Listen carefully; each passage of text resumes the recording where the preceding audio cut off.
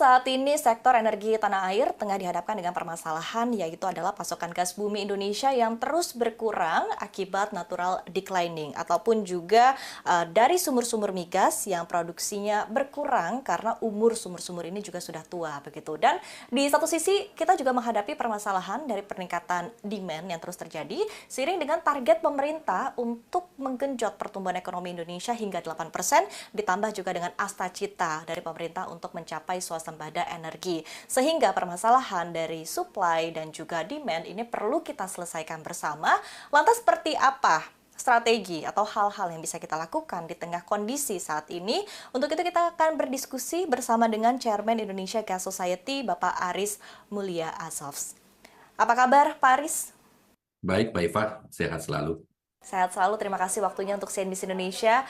Pak Arif, berdasarkan bocoran dari SKK Migas, Indonesia menghadapi masa kritis pasokan gas bumi di tahun ini, 2025 hingga 2026. Seperti apa pandangan Anda berkaitan dengan hal ini dan apa yang menjadi latar belakang penyebab utama yang memicu potensi kekurangan pasokan gas bumi saat ini, Pak Aris? Ya, terima kasih Mbak Eva. Kalau kita melihat terjadinya kekurangan atau kelangkaan dari gas ini, terutama kalau kita lihat secara sederhana adalah perbedaannya antara supply dan demand, antara pasokan dan permintaan. Di mana saat ini tentunya demand atau permintaan itu lebih besar daripada supply yang ada, khususnya untuk ke dalam negeri. Nah, dari sisi supply kita bahas satu persatu. Ini kita melihat supply yang ada khususnya di Indonesia ini mengalami penurunan dari waktu ke waktu. Yang ini memang secara natural yang kita selalu sebut sebagai natural declining dari produksi minyak dan gas kita di Indonesia ini, khususnya gas. Dan tentunya di sisi permintaan ini bertambah dengan tumbuhnya industri-industri dan kebutuhan-kebutuhan dari sektor kelistrikan. Sehingga memang antar supply dan demand ini terjadi perbedaan dan ini menuntut Indonesia ini harus berpikir bagaimana caranya untuk menambah pasukan dalam negeri ini. Oke, baik. Tapi mungkin Anda juga bisa menggambarkan lagi, bisa mengelaborasi lagi lebih jauh begitu ya, seperti apa kondisi pasokan dari gas bumi yang terbatas saat ini. Tentunya akan berpengaruh juga kepada sektor energi nasional.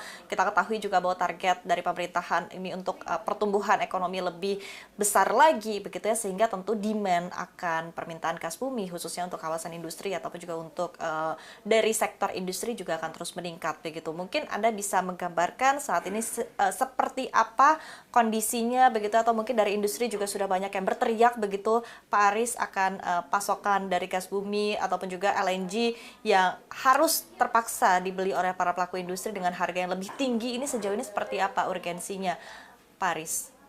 Ya, memang dengan adanya kebutuhan energi yang bertambah seiring dengan bertambahnya pertumbuhan Indonesia, baik dari sektor industri maupun sektor kelistrikan, tentu tadi disampaikan ada supply and demand. Dengan demand yang lebih meningkat, tentu kecenderungannya adalah konsumen-konsumen ini harus rela dengan membeli harga lebih mahal. Karena tentu pasokannya akan datang ke depan ini adalah dari gas-gas yang bersumber dalam bentuk LNG. Ya, sehingga perubahan paradigma ini yang harus siap dari setiap konsumen di Indonesia, baik dari sektor industri, sektor kelistrikan, dan residensial maupun juga transportasi nantinya. Oke, baik. Tapi mungkin bisa dielaborasi lagi, Pak Aris ya, tadi berkaitan dengan sisi supply, sejauh ini seperti apa, kemudian juga dari demand sejauh ini juga seperti apa, apakah memang sudah terlihat begitu peningkatan dari demand di sepanjang tahun 2025 ini, dan bagaimana begitu mungkin tantangan yang kita hadapi dari posisi supply dan juga demand saat ini? Ya, kalau dari sisi supply, seperti saya gambarkan tadi, bahwa memang natural declining itu terjadi secara alami untuk semua lapangan-lapangan gas di Indonesia. Kalau kita lihat sumber-sumber gas dari Kepulauan Riau itu cukup drastis, turun cukup drastis.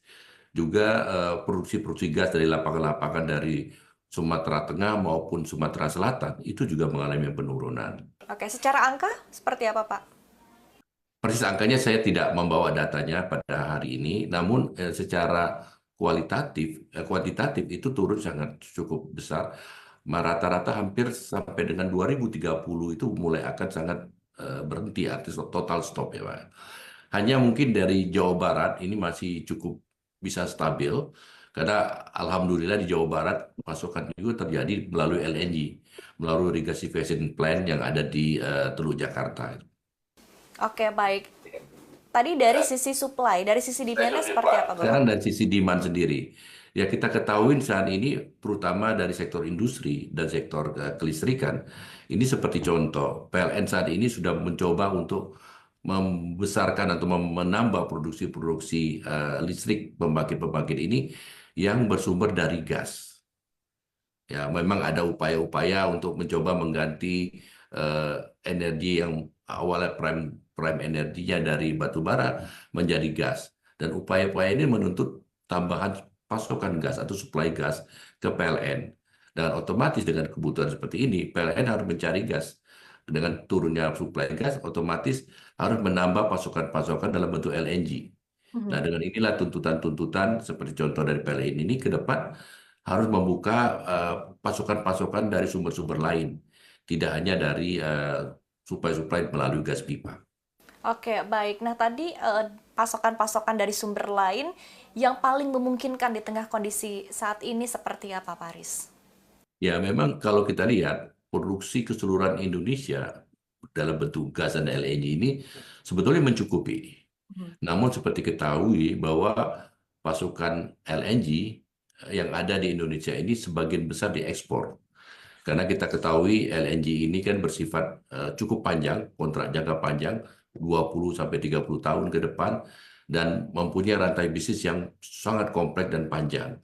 Sehingga apabila kita meminta perubahan yang dulunya kita jual ke luar negeri dalam bentuk ekspor, dan kita ganti menjadi kebutuhan dalam negeri, tentu ini akan merubah komitmen kita secara jangka panjang kepada pihak-pihak yang sudah kita sepakati sebelumnya. Ya. Nah, tentu ini secara komersial maupun secara reputasi sangat sulit bagi kita, dan kita harus membayar penalti yang biaya yang mungkin cukup tinggi. Nah, alternatif lain adalah ya kita harus mencoba untuk mengimpor gas atau LNG ini dari luar negeri. Ya, tentu Oke. dengan pertimbangan-pertimbangan harga yang kompetitif dan harga cenderung berpatokan secara global. Artinya harga ini link dengan kondisi-kondisi global dunia. Harga yang bersiapnya fluktuatif dan link kepada komoditi internasional lainnya. Oke, artinya menurut Anda urgensi untuk impor ini sangat besar begitu di tengah kondisi saat ini. Apalagi juga kita melihat bahwa sebetulnya di satu sisi gas ini menjadi komoditas yang terus didorong di fase transisi energi saat ini begitu, Paris. Apakah memang urgensinya untuk impor artinya memang jauh lebih besar di tengah fase kita ya, kondisi yang ada saat ini, Paris?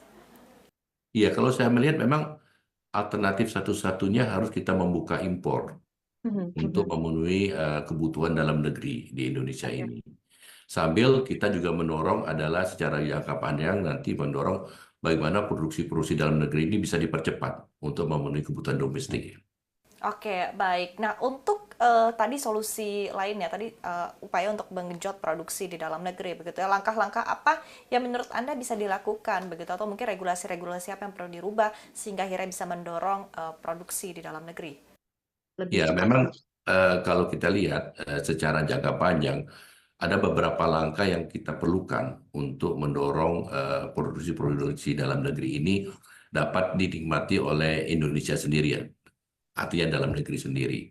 Yaitu pertama kita harus memaksimalkan seluruh produksi ini dan kita prioritaskan untuk kebutuhan dalam negeri.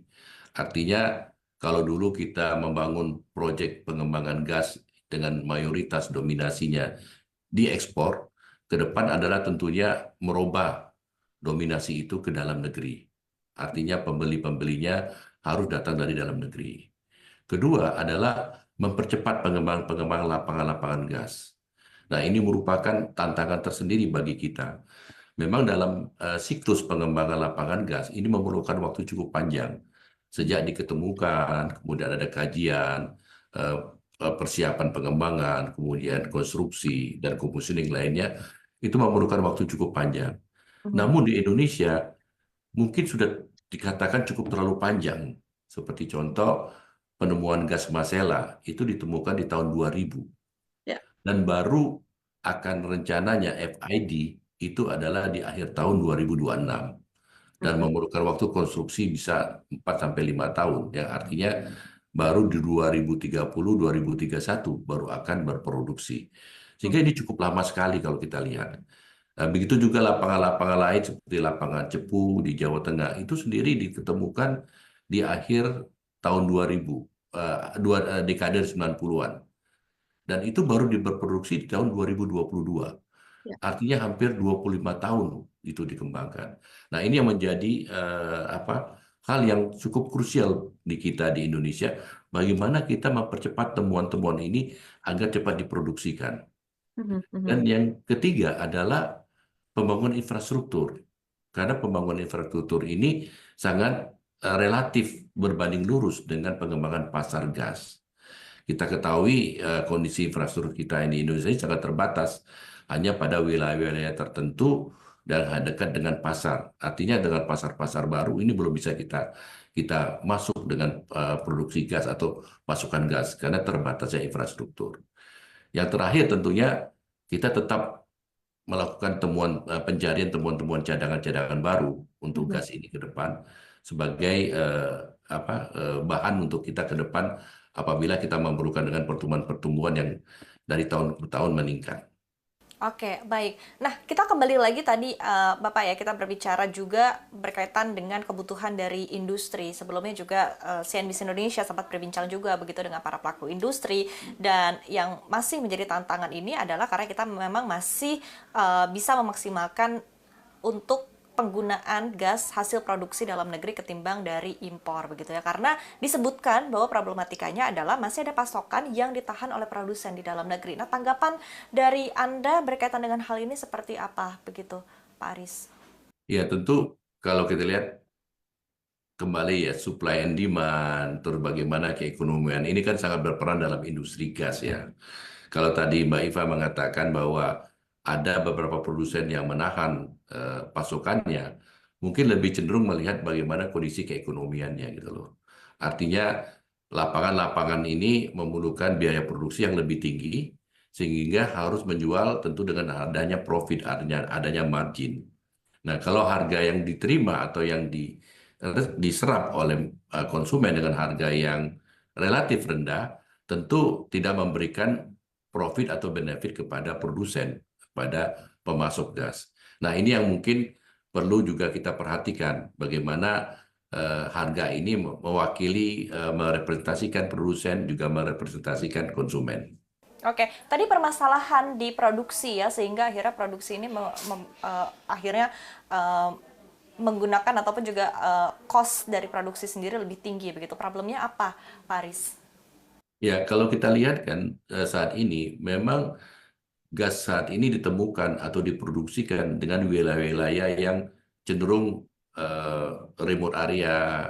Temuan-temuan saat ini juga di laut, bahkan di laut dalam, area-area yang infrastrukturnya belum ada sehingga sulit untuk dijangkau, dan juga produksi cost yang tinggi dengan adanya gas-gas yang saat ini mempunyai impurities yang tinggi, adanya kandungan CO2, ada kandungan sulfur, ada kandungan air yang tinggi, sehingga perlu biaya produksi yang lebih tinggi, biaya pengembangan, biaya operasi, biaya produksi yang lebih tinggi. Sehingga untuk memenuhi keekonomian itu, maka harga jualnya tentu harus lebih tinggi dari harga produksi untuk mendapatkan margin atau keuntungan bagi produsen gas.